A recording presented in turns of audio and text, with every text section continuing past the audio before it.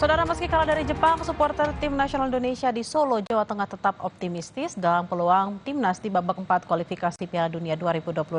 Para pendukung berharap kekalahan saat menghadapi Jepang dijadikan pengalaman berharga untuk bermain di laga berikutnya. Kalah 0-6 saat laga tandang melawan timnas Jepang di Stadion Suita Osaka jadi pelajaran berharga bagi timnas Indonesia. Pasalnya, sejumlah laga masih menanti di depan mata karena Indonesia tetap harus berjuang di putaran 4 kualifikasi Piala Dunia 2026 zona Asia. Hal ini diamini oleh pendukung timnas, meski tidak bisa menyembunyikan kekecewaan saat menyaksikan laga timnas kontra Samurai Biru, namun dukungan terhadap timnas tidak pernah berhenti. Ya, untuk saat ini kita masih bangga dengan Indonesia karena kita sudah lolos untuk ke round keempat. Tapi untuk permainan malam hari ini tadi ya agak kecewa sedikit. Tapi gimana pun Jepang kan nomor 1 di Asia.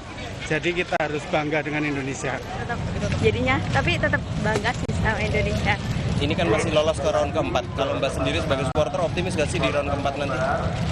Mungkin harus optimis ya. Mau gimana pun kita tetap harus bangga jadi orang Indonesia. Sebelumnya, saat laga timnas Indonesia yang bertandang ke Stadion Suita markas Jepang, 15 menit laga berjalan, Garuda kebobolan melalui gol yang dipersembahkan Daichi Kamada. 5 menit berselang, Jay Ijes dan kolega kembali kebobolan. Takefusa Kubo menjauhkan keunggulan Samurai Biru menjadi 2-0. Sesaat sebelum jeda, Daichi Kamada mempersembahkan brace setelah menyempurnakan kiriman umpan Takefusa Kubo untuk membuat skuad Garuda kian merana 3-0. Serbuan Jepang tak mengendur selesai unggul. Ryoya Morishita menggenapkan keunggulan Serdadu Negeri Sakura menjadi 4-0 di menit 55. Hanya berjarak 3 menit, armada Patrick Kluivert kebobolan lagi. Kubo kembali menjadi pelayan untuk gol yang dicetak Shuto Machino. 5-0, Jepang menjauh. Jepang tak mau mengendurkan serangan meski sudah unggul jauh. Di menit 80, pemain yang masuk dari baku cadangan, Mao Hoyosa, memaksa Emil Audero memungut bola dari dalam gawang untuk ke-6 kalinya. Meski kecewa dengan hasil ini, Patrick Kluivert menyebut kekalahan ini sebagai pembelajaran. Dirinya akan fokus mempersiapkan skuad Garuda jelang pertandingan putaran keempat kualifikasi Piala Dunia 2026 zona Asia pada Oktober mendatang. We're very disappointed, of course, but we have to be prepared for the next, the fourth round, and that's for me now the most important thing is to look back post match, learn from it, and look forward to the fourth round. Who is our next opponent? Participant in the fourth round is very strong. You have Oman, you have Palestine, you have a lot of big countries who want to go to the World Cup like us. So it will be very interesting what teams, what countries we have in the fourth round. Sejumlah persiapan tentunya harus lebih matang dilakukan timnas untuk menghadapi putaran keempat yang akan dimulai 8 Oktober mendatang. Bukan hanya fisik, tapi juga mental pemain.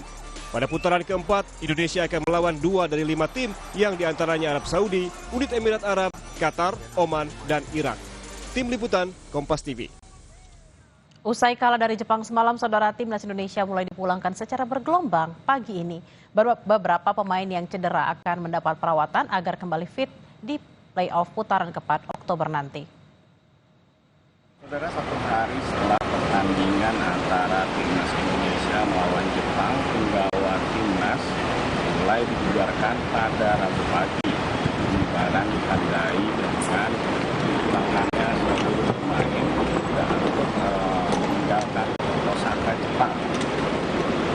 Tercatat, sejak Rabu pagi, beberapa pemain telah pulang meninggalkan Osaka, diantaranya pemain-pemain yang berkarir di liga domestik seperti Ramadan Sananta, Hernando Ari, lalu juga ada Reza Arya, juga Niki Kambuaya, dan Nadeo Argaminata yang pulang ke Indonesia pada Rabu pagi. Sementara Messi Pierce dan Joy Pelupesi menyusul kemudian.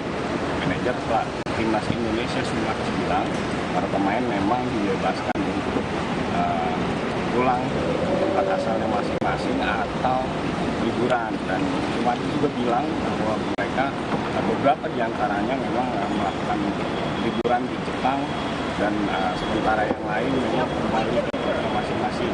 Sementara untuk kondisi Yaakob Sayuri yang memang semalam atau Selasa malam pada pertandingan antara Indonesia melawan Jepang itu terkena cedera, kabarnya Yaakob sudah dipulangkan ke Indonesia dan akan menjalani pemeriksaan di Indonesia. Seperti halnya Rizky Ridho yang memang tidak masuk dalam daftar cadangan pemain karena cedera hamstring akan diperiksa di Jakarta. Sementara untuk Kevin Dix, manajer Sumarji mengatakan bahwa Kevin Dix kondisinya tidak terlalu parah, namun akan dipastikan selanjutnya apakah cedera ini akan berpengaruh terhadap karirnya. Dan berikut ketika wawancara kami dengan manajer Sumarji. Yaakob dan Kevin Dix nanti begitu sampai Jakarta akan langsung kita MRI supaya tahu, karena sampai dengan tadi pagi itu Yaakob sudah mendahului kembali ke Jakarta, masih ada merasakan sakit di pinggangnya. Mudah-mudahan hasil MRI tidak terlalu mengkhawatirkan. Kevin Dix juga demikian. Pak Ridho yang kemarin katanya hamstring. Ridho hamstring saja, ya itu ringan, mudah-mudahan nggak apa-apa. Ya, saudara, kekalahan 0-6 atas Jepang memang merupakan pukulan telak bagi skuad timnas Indonesia.